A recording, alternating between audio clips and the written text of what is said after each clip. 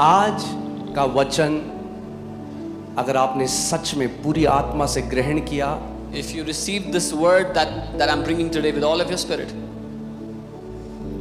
कोई भी नरक की इतनी मोटी चेन नहीं जो आपको बांध सकेगी आज के बाद। there is no chain in hell that is thick enough to bind you after today. और जो वचन आज का है वो केवल आपके लिए नहीं, आपके बच्चे और आपके पोतों के लिए है। And this word today is not just for you, but for your children and your grandchildren as well. आमीन। आप सब बैठ सकते हैं। You all can be seated. परमेश्वर पिता, हम आपके पास प्रभु यीशु मसीह के नाम में आते हैं। Father God, we come before you in the name of our Lord Jesus. हम आपके नाम को धन्य कहते हैं। We thank you for your great name. हम आपको धन्यवाद करते हैं कि आपने हमें चुना, We thank you that you have chosen us. अपने लहू से हमें खरीदा, You have bought us with your blood, बेटा और बेटी बनाया made us your sons and daughters, और अपना अधिकार हमें दिया। and you have given us your authority.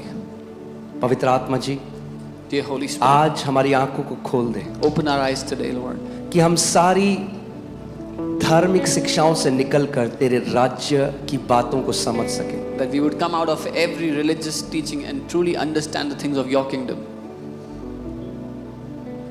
आप सत्य के आत्मा हैं, You are the Spirit of truth. आप हमारे शिक्षक हैं पवित्र आत्मा, You are our teacher, Holy आप Spirit. हमारे सहायक हैं। You are our helper, Lord. आज का वचन Today's word, हमारे हृदय में बोया जाएगा let it be sown into our hearts और 100 गुना फल लेकर आएगा, and let it bring forth 100-fold यीशु के harvest नाम में। in Jesus' name. अगर आप विश्वास करते हो तो एक ऊंचा आमेन If you बोलो। believe, say aloud, Amen. आमेन, हालेलुया। एक वचन मैं पढ़ूंगा, प्रकाशित वाक्य 1 उसकी 16वीं आयत। Revelation chapter 1 verse 16. ये प्रभु यीशु मसीह के बारे में ये वचन है। This verse is about the Lord Jesus. वह अपने दाहिने हाथ में 7 तारे लिए हुए था He had in his right hand the 7 stars. और उसके मुख से तेज 2-धारी तलवार निकलती थी। Out of his mouth went a sharp 2-edged sword. उसके मुख से तेज 2-धारी तलवार निकलती थी। Out of his mouth went a sharp 2-edged sword. कभी आपने सोचा है कि यीशु के हाथ में 2-धारी तलवार क्यों नहीं है? Have you ever thought, why does Jesus not have the 2-edged sword in his hand? इसीलिए आज ध्यान से सुनिएगा। This is why I want you to hear carefully today.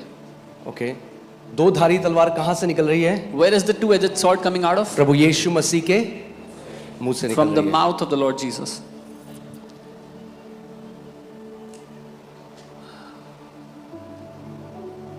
Sword या तलवार क्यों दी जाती है किसी को? Why is a sword given to someone? तलवार अब तो गन्स हैं, मगर पहले जब लड़ाई होती थी तो तलवार लेकर लड़ाई करने जाया जाता था। We have guns nowadays, but back in the day when there was a war, they would take swords and go to fight. अगर तलवार है तो इसका मतलब एक लड़ाई है, If there's a sword, that means there is a fight.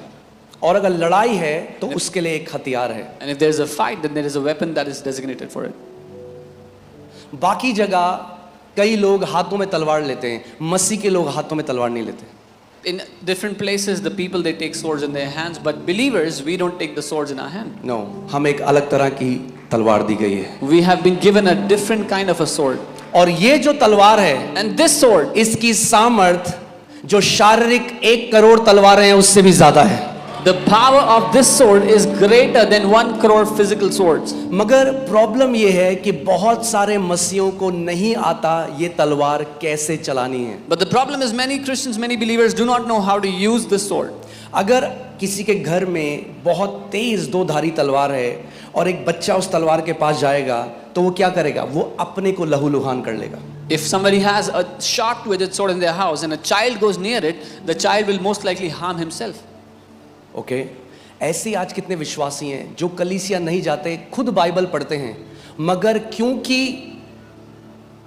एक ऐसी मिनिस्ट्री के अधीन नहीं जिनको परमेश्वर ने बुलाया है, तो उससे अपने को भी काटते हैं और दूसरों को भी काटते हैं।